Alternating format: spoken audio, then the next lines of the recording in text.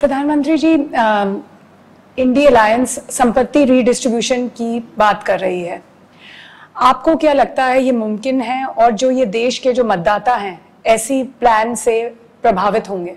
इसको टुकड़ों में नहीं देखना चाहिए, उनकी पूरी थॉट प्रोसेस के साथ जोड़ करके देखना चाहिए। जब उनका मैनिफेस्टो आया तब मैंने कहा था कि मैनिफेस्टो पूरी तरह मुस्लिम लीग की छाप है उस पर। डॉक्टर मनमोहन सिंह जी का बयान था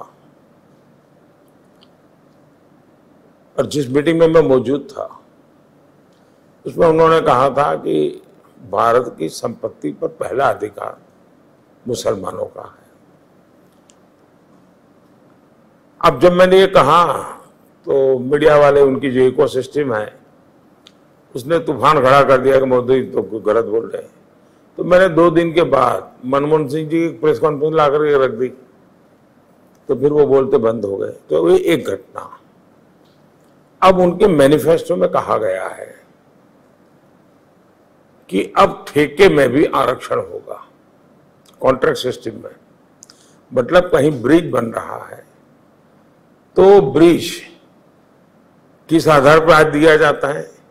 जो कंपनी लेना चाहती है उसमें रिसोर्सफुल है कि नहीं, एक्सपीरियंस है कि नहीं, कैपेबिलिटी है कि नहीं है, वे इस काम को समय पर करने की उनकी क्षमता है कि नहीं है।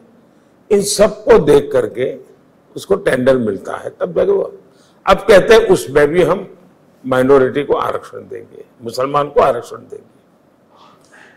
ये सारी घटनाओं को एक साथ जोड़ करके देखें तो जब ये कहते हैं हम इनहेरिटेंस टैक्स लगाएंगे, मतलब जो भी संपत्ति लेगी तो संपत्ति पर अधिकार किसका होगा?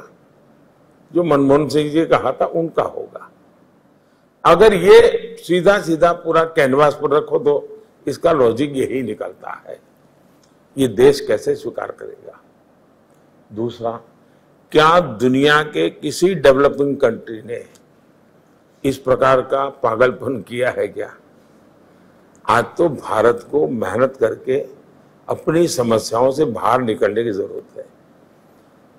हमने कोशिश करके 25 करोड़ नागरिकों को गरीबी से बाहर लाए हैं। हमें ये कोशिश करनी चाहिए।